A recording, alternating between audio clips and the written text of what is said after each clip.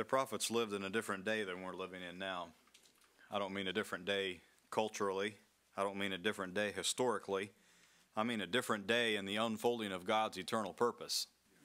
There was not as much light then. There wasn't as much revelation then. There wasn't as much known. The prophet Micah said, "He hath showed thee, O man, what is good, and what doth the Lord require of thee, but to do justly, to love mercy, and to walk humbly with thy God." That's all the light there was in Micah's day. That was the sum of life. That was as far as they could see in those days. As compared to the day that we're living in, they were living in the moonlight. We're living in the true light, and they were living in a small reflection of the light that we're living in now. That's right. Solomon lived in the same day, and he said, "Let us hear the conclusion of the whole matter." The whole matter. "Fear God and keep his commandments, for this is the whole duty of man." Now, Solomon's wisdom was under the sun. Solomon couldn't comment on anything after death. That's right. He couldn't comment on anything concerning the world to come. He was commenting on things under the sun. Things in this life. That's as much light as he had.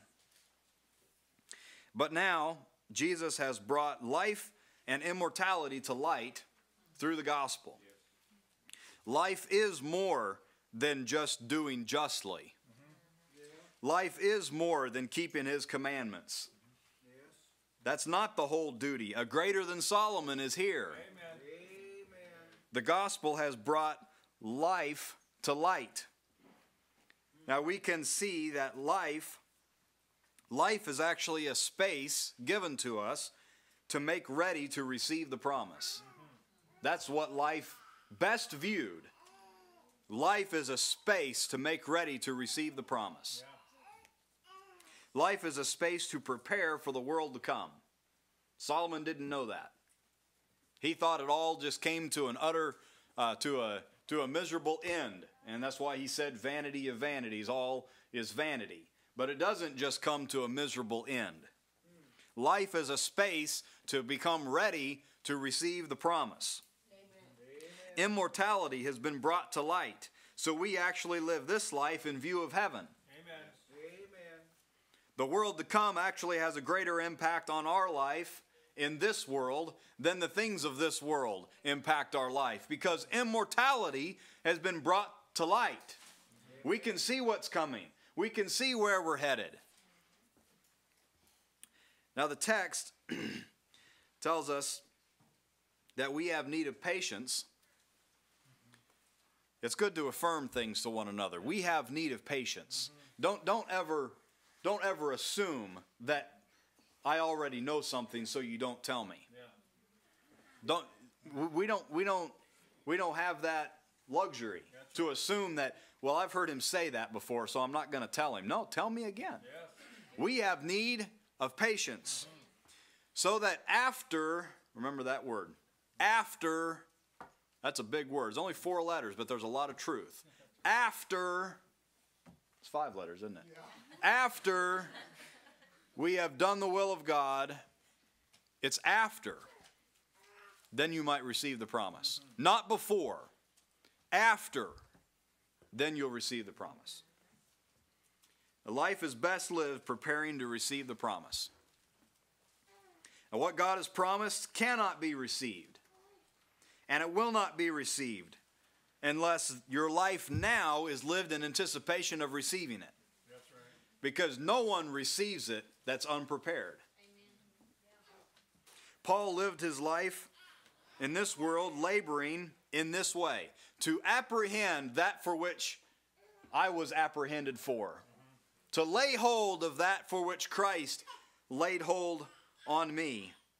So he lived in anticipation, because immortality was brought to light. He saw his sufferings in this life in the shadow of the glory that was going to be revealed in him. So it made the sufferings bearable, because he could see the glory that was coming, and he knew he would receive it after. After he suffered, he knew that he would receive it. Reigning with Jesus was always in Paul's mind when he was suffering with Jesus. Paul lived in anticipation because immortality was brought to light. And he knew that he would receive the promise. Now I want to affirm to you that you have need of patience. I know that because you're still in the world. You have need of patience. There are several ways to look at this, and I'm going to look at it in several different ways. You have need of patience because you're running a race. You're not running a sprint, you're running a marathon. You have need of patience because only those that finish the race receive the prize. There are no wreaths at the starting line. There are no prizes at the starting line. They're all at the finish line. You have need of patience. Amen. You have need of patience because you do not know when you will reach the finish line. Though you know what's at the finish line, you don't know when you'll reach the finish line. You don't know when you will arrive. You have need of patience. You have need of patience because self-discipline is not enough to bring you to the finish of the race.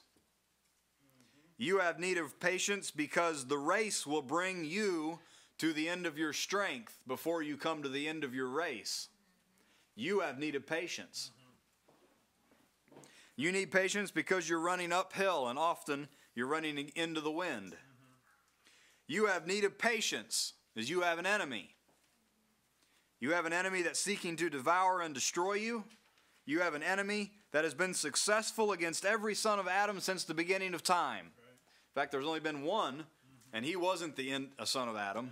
He was the last Adam that he wasn't successful against. But everyone else, he's been successful. And now he's my enemy. And now he's your enemy. We have need of patience. Even with men like David and Moses, your enemy found an inroad. With a man after God's own heart, he found an inroad. Against the meekest man in all the earth, he still found an inroad. Because that's the kind of enemy that we have. Amen.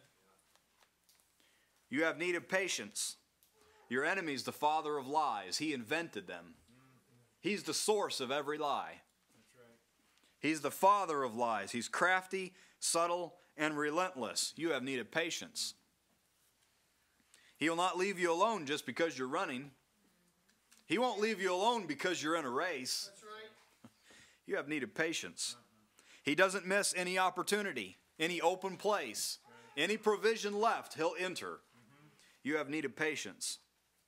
Your enemy influenced as much as a third of the heavenly host when he rebelled in heaven. That's how influential this enemy is. His tail, as it says poetically in the Revelation, brought down, threw down a third of the stars. That's how influential. Now he's your enemy. Yes. Now he's my enemy. That's right. He rebelled in heaven. When he was cast down to the earth, he was wroth because he knew that his time was short. You have need of patience. He spewed out a flood after the children of God, a flood of lies, a flood of deception, a flood of darkness in order to carry you away out of your race. You have need of patience. You have need of patience because you're not in heaven yet. You have need of patience because you're still in the body. We just need to be exercised in having sober thoughts. I have need of patience. I'm not at the end yet. I only have the first fruits. I don't have the harvest. So I have need of patience. I have need of patience because my old man, Solomon said, is the heart. The old man is deceitful above all things and desperately wicked. You need patience because the whole world lieth in wickedness, and you're in that world to work out your own salvation with fear and trembling. Amen. We have need of patience when the demands are greater than our strength. We have need of patience when the opposition is greater than our abilities. We have need of patience when you do not know what tomorrow will bring. You have need of patience when you do not know the number of your days. So I have concluded that we always need patience. Yes. Amen. You have need of patience because quitters do not receive the promise. You have need of patience because those who faint do not receive the promise. You have need of patience because those who fall do not receive the promise. You have need of patience because those who endure unto the end, those are the ones who will be saved. Praise God. You have need of patience.